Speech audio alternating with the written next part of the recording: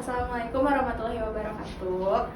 Ya teman-teman, saya akan mengucapkan alhamdulillah dan puji syukur kepada Allah yang Maha Esa karena sudah memberikan kesehatan bagi saya dan teman-teman saya untuk menjelaskan materi presentasi kita hari ini. Hari ini saya dan teman-teman saya akan menjelaskan tentang strategi diplomasi Cina dalam membersihkan citra saat pandemi COVID-19. Ini adalah materi yang diberikan oleh kelompok 2 untuk presentasi hari ini. Lalu saya tidak sendiri, saya akan memperkenalkan ketiga teman saya. Yang pertama ada diri saya sendiri, Dwi Rizka Amalia dengan NPM 10080023140. Lalu yang kedua ada Nazwa Luna dengan NPM 1008080236163. Yang ketiga ada Fatih Farahat dengan NPM 10080802317. Yang terakhir ada Azam Khalil dengan NPM 10080231688. Nah, materi yang selanjutnya akan dijelaskan oleh Nazwa Luna. Baik, kita masuk ke slide yang kedua, yaitu mengenai pendahuluan. Sebelum kita membahas mengenai diplomasi Cina itu sendiri, alangkah baiknya kita mengenal sedikit mengenai negara Tiongkok atau Cina itu sendiri. Nah, negara Cina ini adalah negara di bagian Asia Timur yang luasnya hampir 10 juta kilometer dan memiliki jiwa yang cukup banyak, yaitu sekitar 1 miliar jiwa. Nah, Cina ini sendiri termasuk negara dengan kedaulatan yang besar yang sudah unggul di bidang ekonomi, geografis, dan banyak hal lagi. Nah, Cina atau Tiongkok ini sendiri memiliki satu partai, yaitu Partai Komunis Cina atau yang disebut dengan PKC. PKC ini sudah berjalan dari 1980 dan sudah memberikan pengaruh besar terhadap negara Tiongkok itu sendiri hingga saat ini. Nah, walaupun Cina ini sudah menjadi pusat manufaktur dunia, tapi Cina ini selalu saja mendapatkan isu-isu mengenai politik, kebijakan-kebijakannya, apalagi peran Cina sendiri waktu COVID-19 di tahun 2020. Nah, kita lanjut ke slide selanjutnya, yaitu mengenai teori diplomasi. Nah, kami menyimpulkan bahwa yang dilakukan Cina pada saat itu adalah menggunakan teori diplomasi. Nah, teori diplomasi ini telah diperkenalkan oleh ilmuwan bernama Joseph Nye yang menggunakan soft power dalam pendekatannya dalam diplomasinya sendiri. Nah, jadi tujuannya itu adalah untuk mempengaruhi negara lain dengan tanpa paksaan. Nah, contohnya itu dengan pendekatan budaya, dengan citra politik serta kebijakan-kebijakan lainnya yang didukung dengan soft power. Nah, kalau negara Tiongkok sendiri atau Cina ini sendiri terkenal dengan diplomasi menggunakan hard power. Jadi mereka itu secara terang-terangan dan ada sedikit paksaan dalam diplomasinya. Namun setelah COVID-19 ini terjadi, Cina mengubah pendekatan diplomasi itu sendiri menggunakan soft power. Jadi mereka mencoba menggunakan momen COVID-19 ini untuk memberikan diplomasi soft power. Nah, yang sudah saya jelaskan sebelumnya di slide 2 sebelumnya, bahwa Cina ini citranya tidak selalu bagus di negara-negara lain. Apalagi di tengah pandemi COVID-19 waktu tahun 2020 ini, diplomasi yang dilakukannya tidak semua diterima oleh negara-negara yang ia berikan soft power-nya.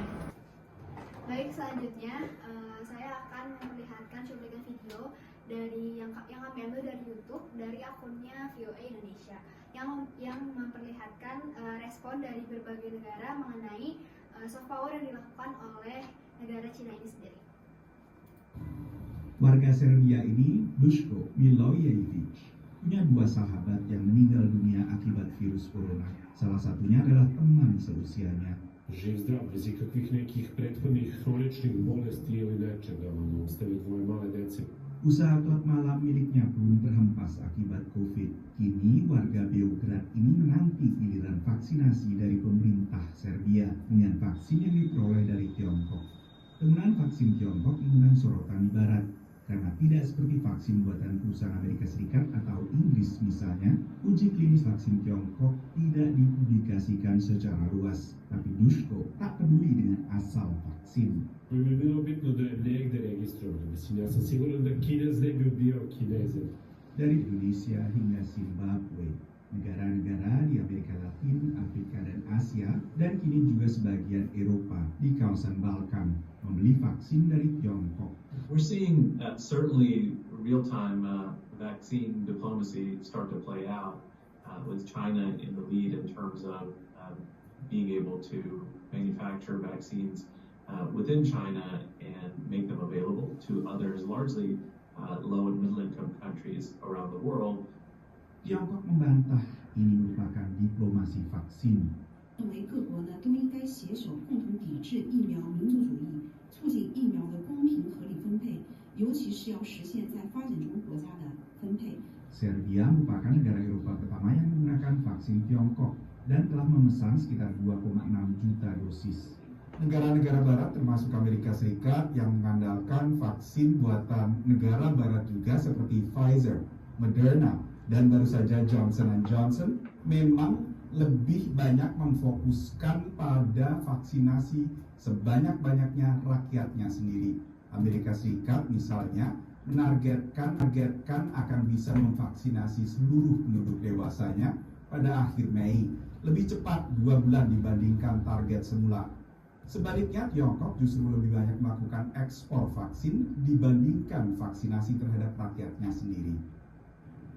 Analis menilai bila pun tak disebut sebagai diplomasi, tetap saja ada kalkulasi tersendiri di balik langkah Tiongkok. So when you're making diplomatic decisions in 2 or 3 years, you may have fond memories of who was there to help you in the middle of a crisis. This presents a situation where China can use it as an example of the fact that this relationship that Serbia has established with China has benefited Serbia, and this is of course exactly what President Vučić is saying, that look at what we've been able to get from our Chinese friends, while the European Union and the COVAX system has been entirely slow in developing, in delivering what all countries desperately needed in terms of responding to this health crisis. Pada saat bersamaan, Rusia juga dituding melakukan diplomasi vaksin lewat vaksin buatannya Sputnik V, memanfaatkan kegelisahan sejumlah negara Eropa Timur terhadap lambannya distribusi vaksin oleh Uni Eropa. Dari Washington DC, Nova Purwadi, VOA. Jadi dari video ini kita melihat bahwa ada beberapa negara yang Peraturan akan resesi ekonomi di Amerika Serikat meningkat di minggu ini setelah bursa saham anjlok. Jadi dari video ini kita melihat bahwa ada beberapa negara yang tidak setuju dengan diplomasi soft power, yaitu pemberian vaksin kepada negara-negara yang dilakukan oleh Cina. Karena beberapa negara menganggap bahwa vaksin yang diberikan oleh Cina tidak transparan dalam pengujiannya. Namun beberapa negara juga sudah menerima dan sudah setuju dengan vaksin yang diberikan oleh Cina, dan warganya sendiri yang cenderung setuju dengan pemerintah juga akhirnya menggunakan vaksin itu sebagai pengobatan dari COVID-19. Selanjutnya akan dilanjutkan oleh rekan saya, Azam. Oke, selanjutnya di sini saya akan membahas tentang strategi diplomasi Cina. Salah satu strategi yang paling menonjol diterapkan Cina adalah yang disebut sebagai diplomasi masker atau mask diplomasi, yang kemudian berkembang menjadi diplomasi vaksin atau vaksin diplomasi. Strategi ini melibatkan pengiriman bantuan medis termasuk masker wajah dan kemudian vaksin COVID-19 ke berbagai negara yang membutuhkan dalam hal global. Selanjutnya itu ada sasaran audiens. Audiens COVID-19 ini berkala secara global karena pandemi ini mempengaruhi hampir ke seluruh dunia. Sejak virus pertama ini menyebar, perhatian masyarakat internasional tertuju pada isu ini, baik dari segi kesehatan, ekonomi, maupun budaya. Informasi mengenai penyebaran virus, protokol kesehatan, vaksinasi, dan dampaknya terhadap kehidupan sehari-hari menjadi pusat perhatian global. Terus isu-isu ini dan berita-berita tentang COVID-19 ini sudah menjadi makanan untuk seluruh negara. Jadi kayak konsumsi orang-orang yang setiap hari, setiap mau keluar itu pasti ngeliat, waduh ada COVID nih, waduh ada virus ini nih. Jadi itu membatasi orang-orang di luar negeri sana termasuk Indonesia untuk berkegiatan. Efektivitas diplomasi publik Cina dalam memperbaiki citra pandemi masih diperdebatkan. Nah, di satu sisi bantuan medis juga diterima dengan baik oleh beberapa negara yang dimana meningkatkan hubungan bilateral antara suatu negara dan juga Cina. Nah, di sisi lain, upaya penyebaran narasi tertentu dan kurangnya transparansi awal telah menimbulkan kecurigaan dan ketidakpercayaan di banyak negara. Contohnya, salah satu negara yang tidak percaya adalah Brazil. Brazil mempertanyakan transparansi vaksin yang berasal dari Cina karena mereka menganggap Cina itu mengirimkan vaksin ke berbagai negara tapi tidak menggunakannya di negara sendiri, yang dimana ini tentunya sangat kontroversial. Nah, lalu selanjutnya ada hasil diplomasi yang dilakukan oleh Cina. Nah, dari segi positifnya, hasil diplomasi dari Cina ini dapat memperbaiki citranya dalam terkait pandemi COVID-19, yang dimana mereka dituduh adalah negara yang membawa COVID menyebar ke seluruh dunia.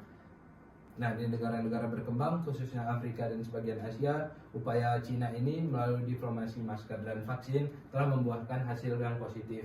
Tetapi di negara-negara Eropa dan Amerika Latin masih banyak yang mempertanyakan transparansi Cina ini. Nah, dari segi negatifnya, terutama di negara-negara maju seperti yang sudah saya sebutkan tadi, upaya diplomasi Cina ini kurang efektif ataupun tidak berhasil mengatasi skeptisisme yang mendalam. Pandangan negatif terhadap Cina tetap tinggi dan bahkan meningkat di beberapa negara. Bagaimana ditunjukkan oleh survei Pew Research Center yang secara konsisten mencatat sentimen anti-China yang kuat. Nah, berarti ini kepercayaan terhadap Cina ini itu lebih cenderung negatif daripada positifnya. Berarti banyak negara yang mempertanyakan karena mereka tidak melakukan diplomasi vaksin secara transparan. Lalu di sini kita ada kesimpulan. Nah, kesimpulannya adalah strategi diplomasi Cina dalam membersihkan citra setelah pandemi COVID-19 ini menunjukkan pendekatan komprehensif yang menggabungkan bantuan kesehatan, kampanye informasi global, keterlibatan multilateral, dan informasi ekonomi. Lalu, upaya ini mencerminkan ambisi yang telah luas dari kepemimpinan Cina di bawah Xi Jinping untuk memposisikan negara tersebut sebagai kekuatan global yang bertanggung jawab dan sebagai alternatif terhadap kepemimpinan Barat dalam tata kelola global. Lalu di sini ada beberapa referensi yang kita ambil untuk PowerPoint kita. Terima kasih atas perhatiannya. Semoga apa yang kita sampaikan bisa diterima dengan baik dan apa yang kita sampaikan jelas bisa dimengerti. Terima kasih. Wassalamualaikum warahmatullahi wabarakatuh.